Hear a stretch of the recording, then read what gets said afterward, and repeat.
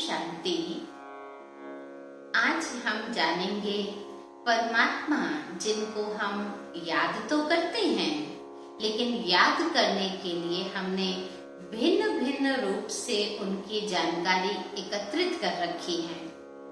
कोई कह देता है परमात्मा अंदर निवास करते हैं, कोई कह देता है परमात्मा ऊपर निवास करते हैं, कोई यह भी कह देता है कण कण जर्रे जर्रे में परमात्मा है।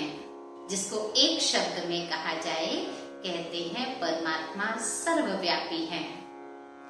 गलत नहीं है, लेकिन इसके अंदर का अर्थ यदि हम जान ले तो बहुत ही सुंदर अनुभव हम इस शब्द का कर सकते हैं।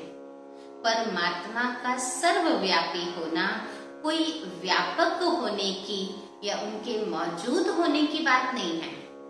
परमात्मा का सर्वव्यापी होना उनकी याद का सर्वत्र होना है। जैसे हम देखते थे हमारे घर में बड़े बुजुर्ग पहले स्नान घर में स्नान करने जाते थे तो भी पानी की लोटी डालते हुए हरिओम हरिओम करते थे। अर्थात जरूरी नहीं है मंदिर में जाकर ही परमात्मा को याद किया जा सकता है। हम हर स्थान पर, हर जगह पर, चाहे कोई भी कर्म कर रहे हैं, हर कर्म करते परमात्मा को याद करते हैं।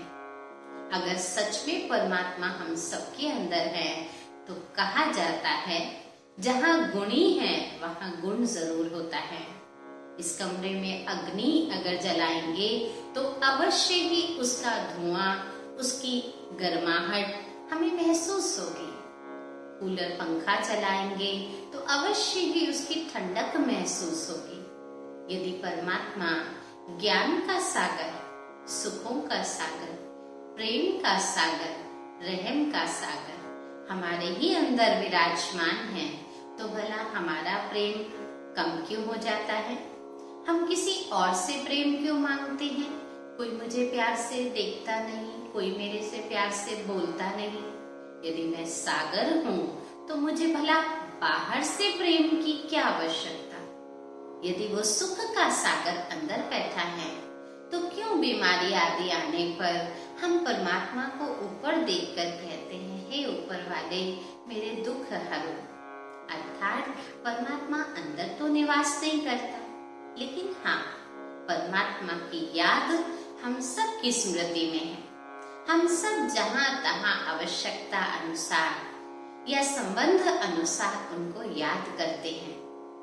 तो ध्यान रखिएगा, परमात्मा सर्वव्यापी नहीं है, बल्कि परमात्मा की याद सर्वव्यापी है। परमात्मा को तो सर्वज्ञ कहा जाता है। सर्वज्ञ का अर्थ होता है सब कुछ जानने वाला। अब सब कुछ जानने वाला अर्थात जैसा हम सुनते आ रहे हैं, उनका नाम, उनका काम, उनका धाम, कैसे समय का चक्र चलता है, कौन से कर्म हमारे अंदर हमें परिवर्तन करने की प्रेरणा दिलाएंगे, ये सब जानकारी परमात्मा के पास है। और ये सर्वज्ञ शब्द भी अल्पज्ञ की तुलना में बोला गया है। आप और हम सभी अल्पज्ञ हैं। हमें एक चीज का ज्ञान होगा तो दूसरे का नहीं। मान लीजिए कोई साइंस का स्टूडेंट होगा, वो अकाउंट्स के बारे में नहीं जानता होगा तो वह अल्पज्ञ कहलाते हैं। और परमात्मा जो हम सब मनुष्य आत्माओं का सृष्टि का रचयिता है, वो सर्वज्ञ है, सर्व का ज्ञाता है।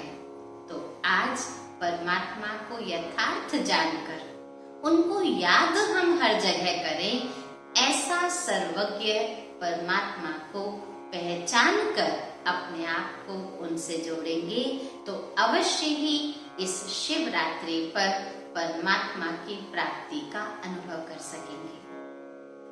ओम शांति।